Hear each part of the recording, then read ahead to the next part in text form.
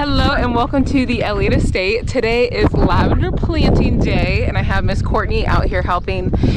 We have 3 different varieties, not saying that we're going to get them all in the ground today, but we are going to try and make some headway on planting. And I'm sorry if the audio is pretty funky. We have it's kind of balmy out here. It's kind of 50 degrees and windy. So I'm sorry about the audio, but we are going to be starting here in the first 2 rows.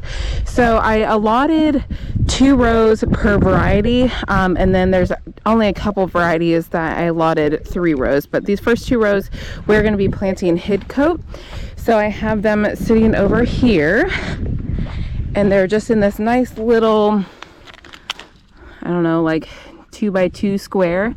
And so what Courtney is doing at the current time is we laid a line from one end to the other because our plastic rows aren't necessarily straight, so we're kind of going off of the white line to kind of keep us straight. And then yesterday Taylor and I came through and mulched this first lane. So this is what we're going to do throughout this first quadrant, just because we don't want to mess with having to mow the grass.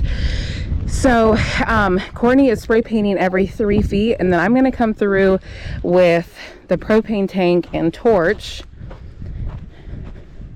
We'll get this thing fired up and I will burn the holes in the plastic.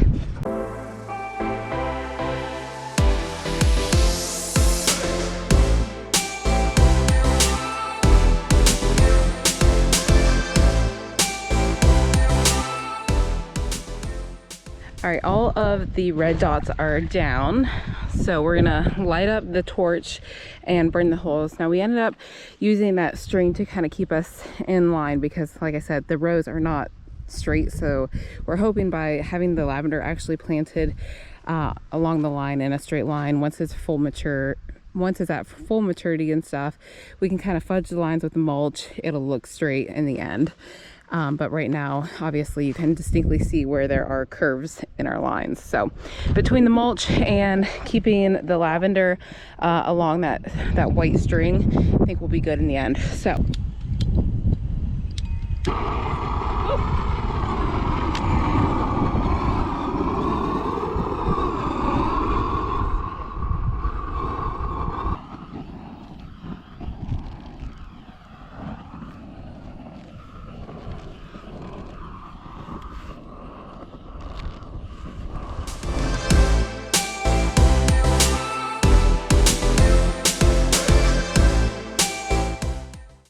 All of our holes have been burned, and it's so nice because whenever you burn them, it frays, or it doesn't fray this edge, so you don't have to worry about, like, if you were to come in and like slice it with like a knife or something, you would have like all of these like pieces that like fray off and make it just messy.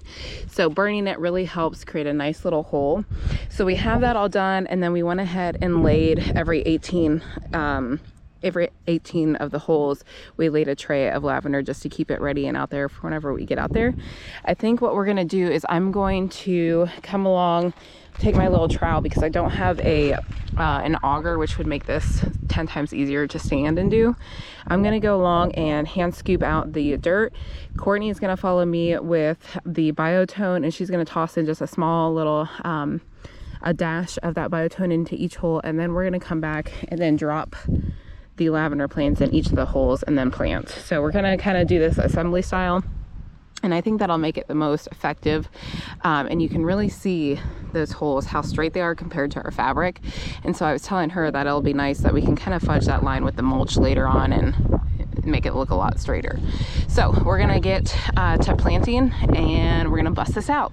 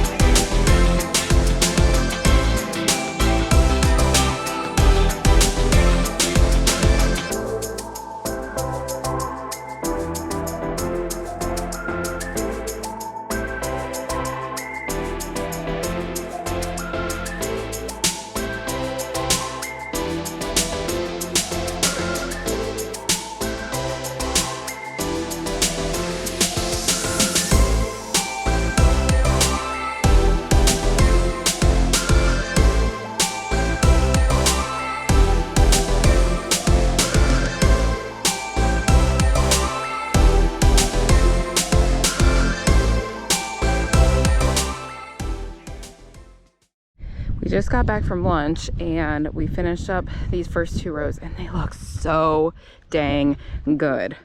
Like, I went to go through the rest of the rows and straighten them up like this, because even though the black is curvy, our lavender is perfection. So what we're gonna do now, we are going to be testing the water. Our well guys just finished up the water yesterday, and so I got everything hooked up and we're gonna test it out and see, and hopefully we don't blow like any emitters or any adapters. We're just gonna make sure we're good, and then if we are good on everything, we're gonna tap in for these first 2 rows and we can run the drip to each one of the lavender plants that we just planted. I should have got a wrench because we have some leaky leaks.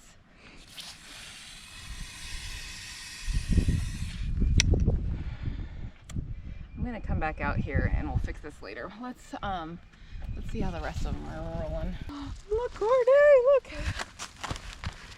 We have water, drippy drippies.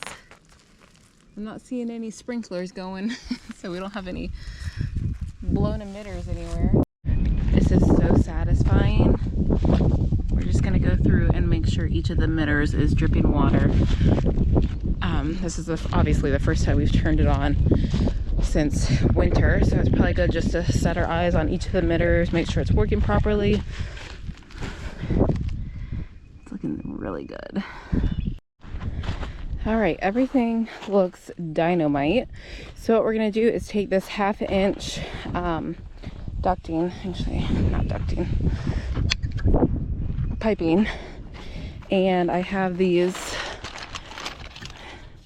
little adapters, if you will, and what it's going to do is it's just going to pop right into our 1-inch supply line, and then we'll take off with them, and then once that's set at the very end, we'll come back and then pop an emitter into each one of the lavender plants.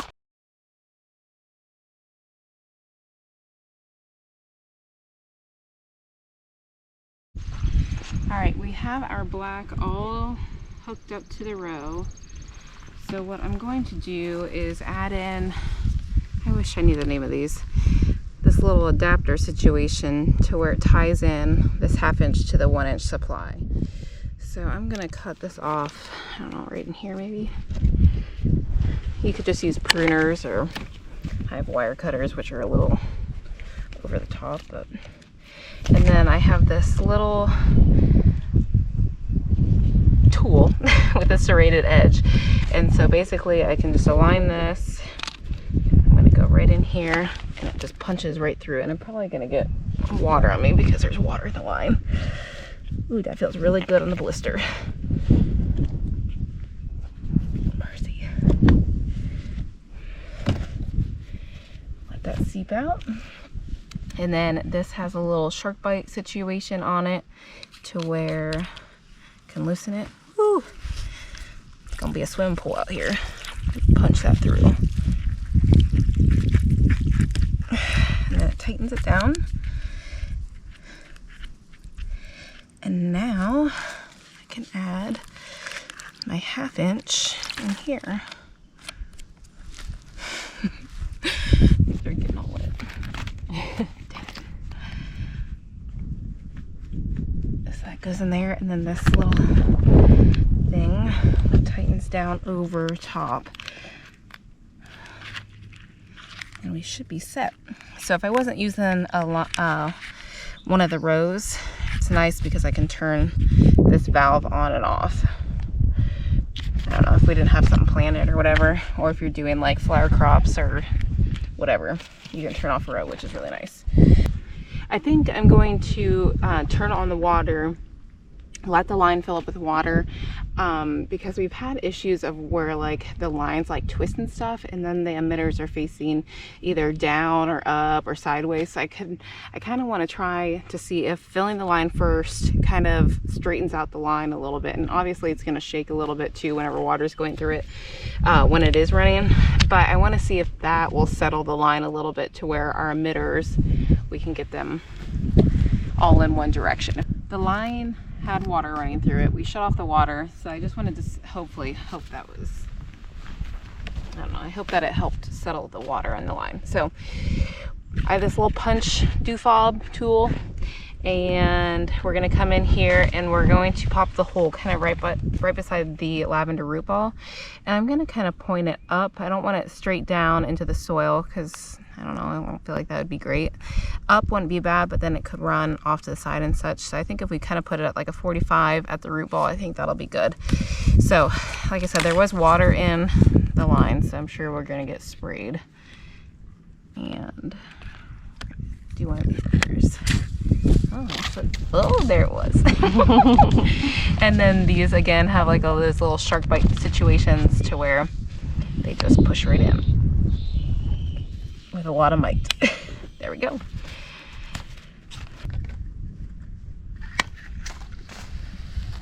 Woo. There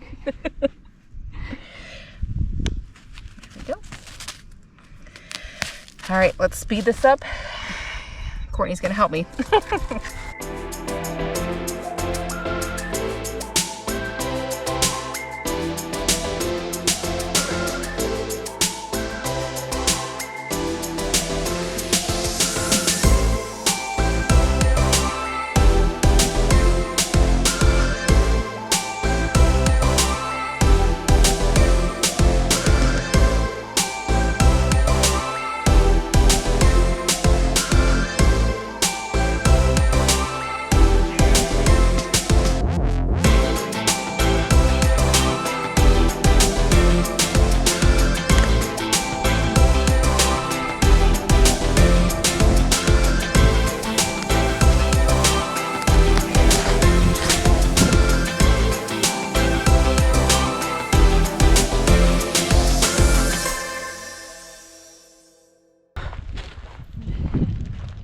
I'm dying.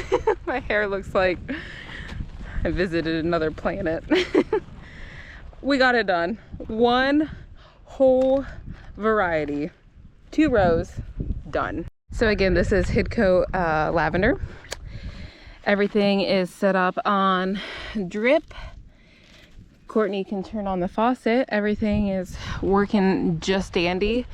Now we do have to finish out. We got like 3/4 the way down on the second row with the 1/2 inch irrigation line, and then I need to add in more because we ran out of line. So we're good. We're done. The water's coming through the line. Give these little babies a drink that we just planted today. You can see it spritzing out there. Oh, it's so satisfying. And I know I keep fussing over how straight this row is. Like, of the lavender, it is so straight. And with this mulch, this is like a playground mulch, it looks so good. So once these are at full maturity, there should only be like a small little pathway for walking, and it's going to be so divine to see this whole field covered in purple blooms. So that's it, we're done. And I'm not going to do anything for the rest of the night except probably come out and finish this row. But anyway, thank you guys for visiting the Eliot estate. I hope that if you have a flower farm or anything like that that you're growing on this kind of scale, I hope that this was informational and understanding. And I expressed in another video that I had originally gotten all of our drip supplies from dripdepot.com, which I will link down below, with also what kind of gallon per hour emitters I used. And they were super helpful. This year I had gotten all of the supplies from a local produce place that carries all of like the irrigation stuff for farmers. So anyway, we're gonna go relax. Thank you guys for visiting the Eliot estate. We'll see you next time.